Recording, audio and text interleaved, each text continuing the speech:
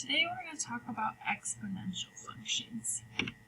So exponential functions are equations in the form y equals a times b to the x. So they're different in the fact that x is in the exponent, so we have not seen these before, and that's how they get their name of exponential functions.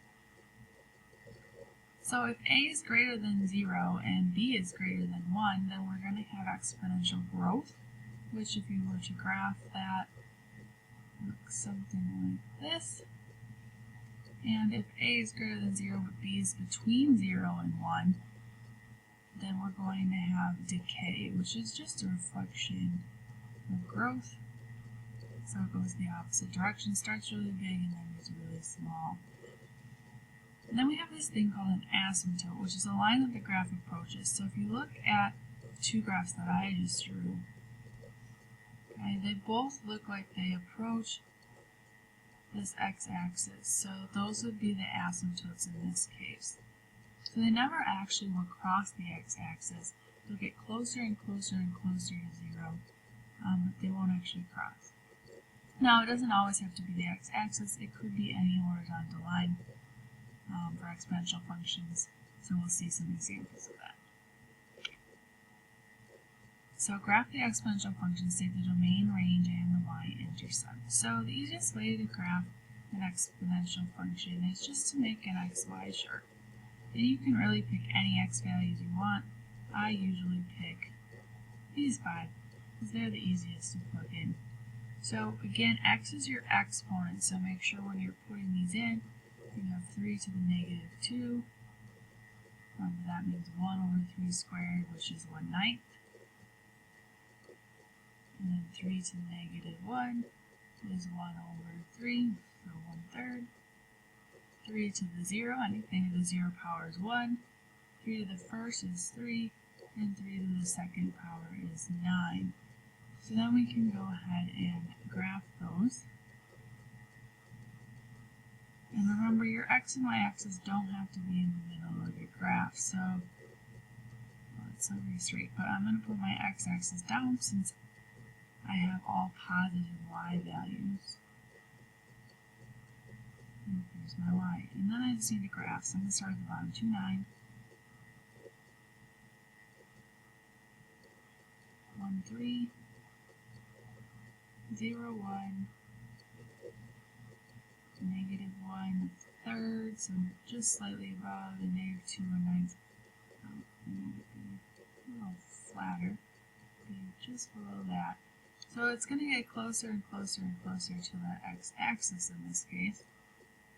So it has an asymptote at the x-axis, but it won't actually cross. So the domain, let's just the domain, we picked these 5 values for x, remember those are x values, but they can keep going in both directions. We just picked the 5 easiest. So the domain is all real numbers. So remember that's an R with 2 lines, or you can write that out. The range, if you look at the y values, we have these ones, but the y's, this keeps going up forever. But on this side, it flattens out, but it never actually crosses the x-axis. And on the x-axis, y equals 0. That's our asymptote. So the range is everything above 0. It never actually equals 0, so we're not going to have the equal to sign, but it's always greater than 0. And then the y-intercept is where x equals 0. In this case, it's 0, 1. Sorry, the y-intercept. So here's another example. Again, you can make an XY chart. Pick whichever numbers are easiest for you. So we're going to be plugging these in, and this would be a good time to have a calculator. So that you can do 1/2 squared, I'm going to start at the bottom, minus 1. So 1/2 squared is 1/4. Minus 1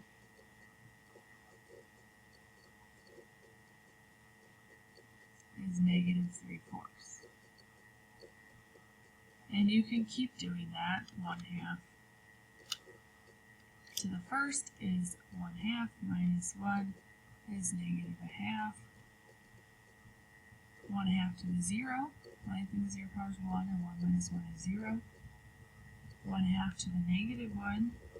So remember, negative exponents actually, I should have parentheses that. Negative exponents actually flip that over, so that'd be 2 to the first minus 1, or 2 minus 1 is 1. And then 1/2 to the -2 is 4, minus 1 is 3. So then we can graph those as well. My x-axis up just a little higher.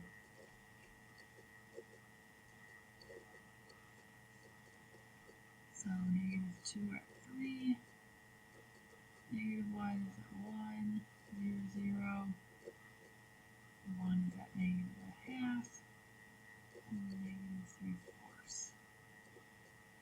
And so this will keep going up. You could get more points if you wanted. Let me try that again.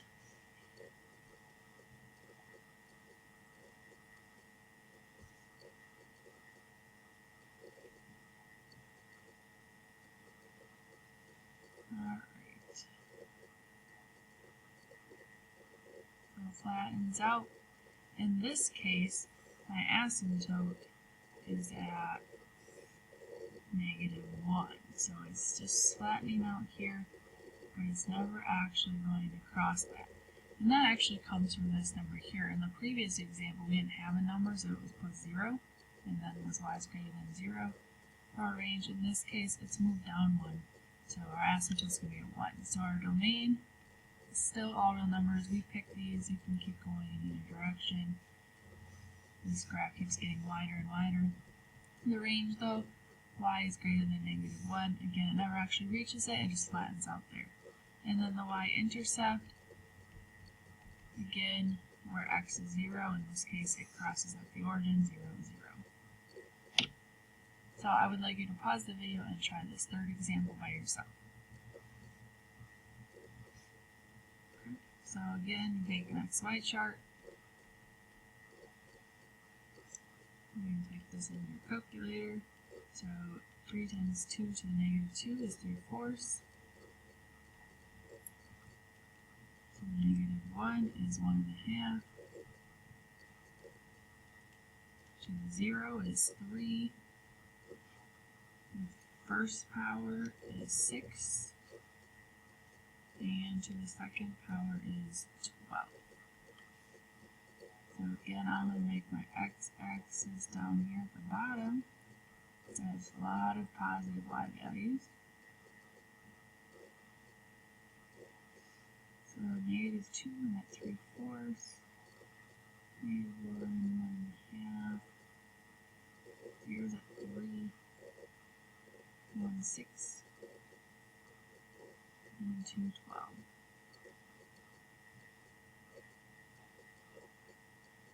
This is a little bit steeper since we multiplied by 3.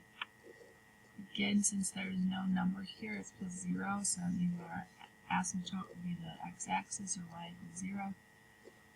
So domain is going to be all real numbers. Range would be y is greater than 0.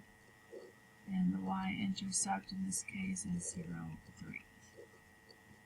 So the only time that y is not going to be greater is if you had a negative a, which would then, so say I would flip this over, and then it would be y is less than whatever the asymptote was instead. So that's it for exponential functions. Let me know if you have questions.